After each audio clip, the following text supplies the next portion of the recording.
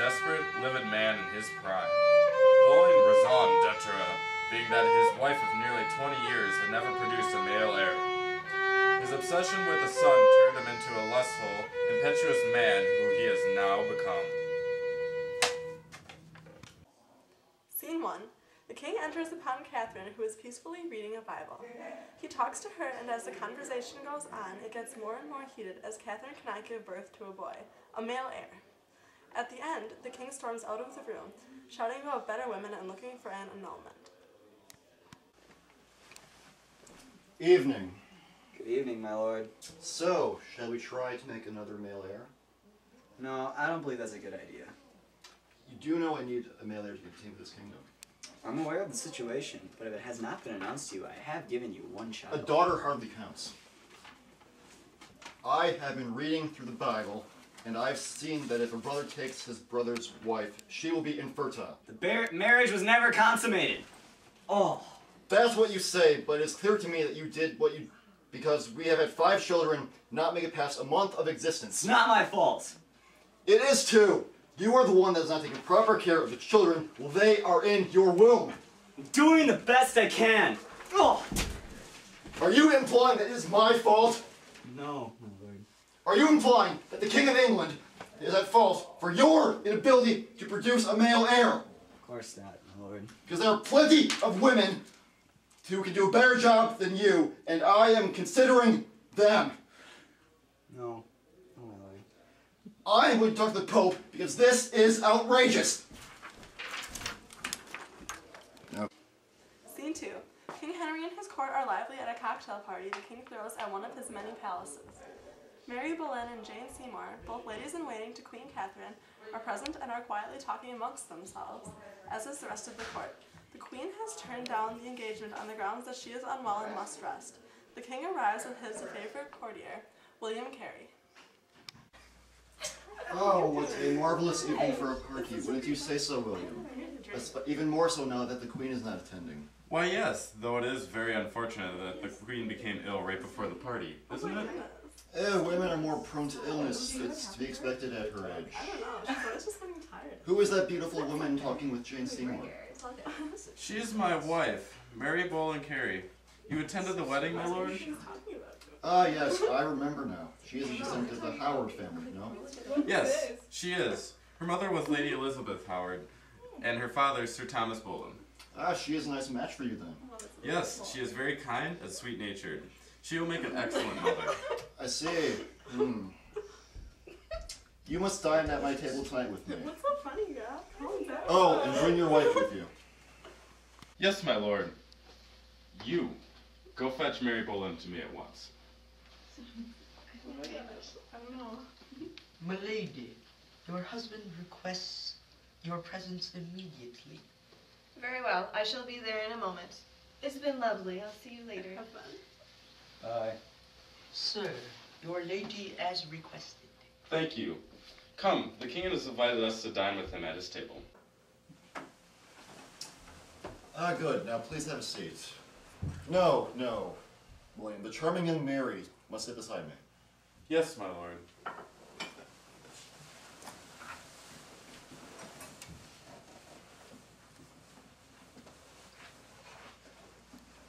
Now let's eat.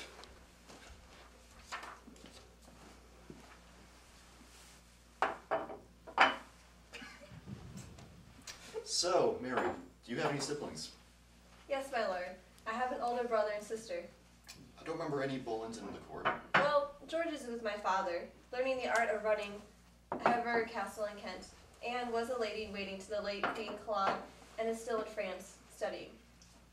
Oh, well, you must introduce me to them when they come to court. I would love to. Would you care to dance? Yes.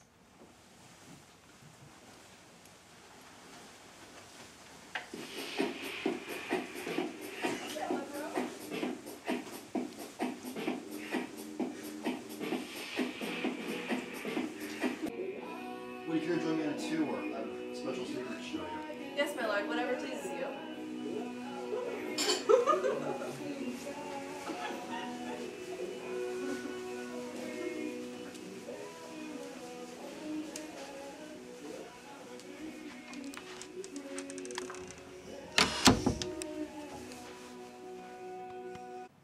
break in the action. Henry's affair with Mary was short-lived, but it dragged on just long enough for Mary to become pregnant with the king's bastard son Henry. In the meantime, Mary's sister, Anne Boleyn, caught the king's eye. Anne, a clever, ambitious woman, saw the great potential she now had. She would not submit only to being the king's mistress like her dull sister. With all the chaos that Henry had created within his personal life, as well as within his court and country, Anne would be foolish not to capitalize and advance her status. If she played her cards right, she could become the Queen of England. Scene 3. In a rather fancy stateroom, Henry VIII is poring over a large book at his desk. At this point, Henry is infatuated with Anne. It is almost as though she has cast a spell on him. He argues with his highest advisor, Cardinal Wolsey, who has not convinced the Pope to follow through with the king's request to divorce Catherine. It is evident that Henry's obsessions with Anne and a male heir have gotten the best of him.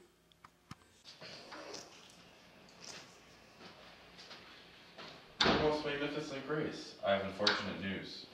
What is it, Wolsey? I take it Campeggio has returned from Rome? Indeed, your grace. It is, however, poor word. Pope Clement VII has denied your request to divorce Catherine. I fear that the Holy Roman Emperor Charles V has his hand in this. Gone from me, Wolsey! I will not take no for an answer. Not from the Pope himself. As your grace commands.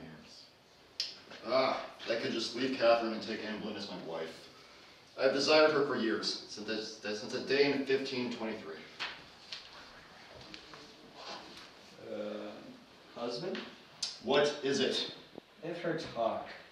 What are you intending? I intend for this Tudor dynasty to live on. You have repeatedly failed to produce any male heirs whatsoever, at least ones that lived. And I will not leave the fate of my house in the hands of what you've managed to give me birth to, a woman. The court, the nation, will not take an heir seriously lest it is made through marriage. And since you have long since failed to produce a son, as Leviticus has foretold, would happen in a situation such as ours, I must look elsewhere. My lord, it is not within my power, or anyone's power, save God himself, to say when or if I may have a male child. Do not blame me for this. Leave me, woman! England is my nation. Who is the Pope to tell me what I can and cannot do? Wolsey has failed, but there are others. I will have Anne Boleyn as my heir. I must find Thomas More, and from there, acts will be made. Scene 4.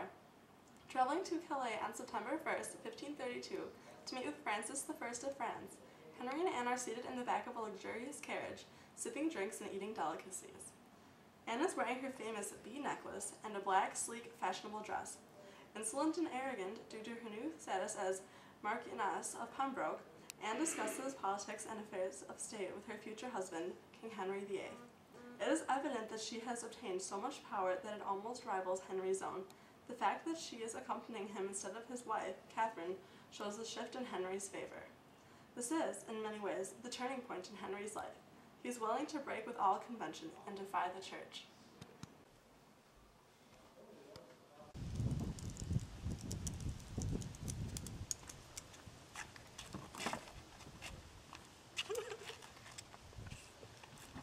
Boy, what are you doing? We are paying you to open doors, not to look at me. Who do you think you are? You are a lowly serving boy. I, on the other hand, am the Marchioness of Pembroke, appointed by the king himself, who will soon be my beloved husband. Anne, my beloved companion, one fairer than my love, the all-seeing sun, ne'er her match since the world first begun. Henry, those poetic, iambic pentameters are before your time. Wait until our future daughter becomes queen. So... Anyway, back to the matters of state. When will you be finally rid of that wretched creature, Catherine, who is considered your true wife by some? I am glad that she is locked away in a far-off castle. Surely Francis will approve of the annulment. He has known me since I was a young maiden. I remember when I first stepped foot in his court in 1515 to finish my schooling. I look forward to again see him.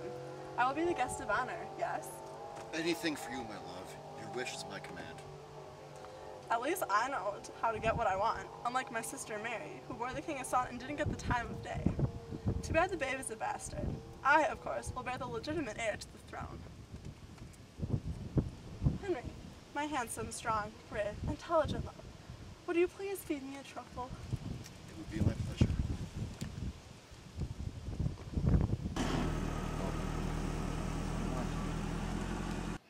Farewell, a long farewell to all my greatness. This is the state of man. Today he puts forth the tender leaves of hope. Tomorrow blossoms and bears his blushing honors thick upon him. The third day comes a frost, a killing frost, and when he thinks, good, easy man, full surely, his greatness is a ripening. Nips his root, and then he falls as I do. I have ventured, like little wanton boys that swim on bladders, this many summers in a sea of glory, but far beyond my depth.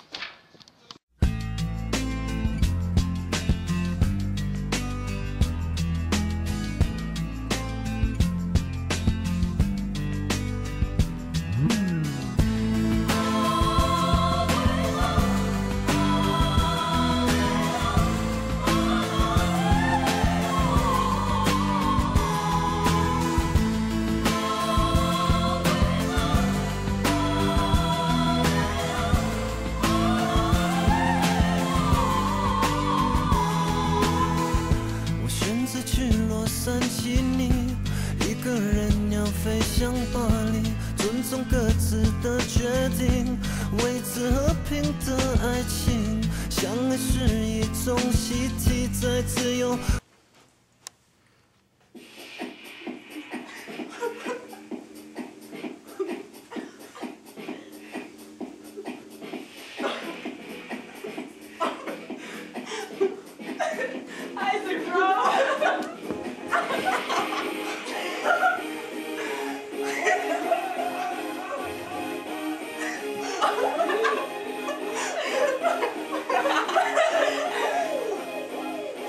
Cut the stain! That car will not press on you ladies. You guys, I was recording! Every year, called off. Oh wait, we're starting? Yes. Oh, I wasn't ready. Crap. Scene 4. Traveling to Calais on September 1st, 1532 to meet with Francis I of France, Henry and Anne are seated in the back of a start that over.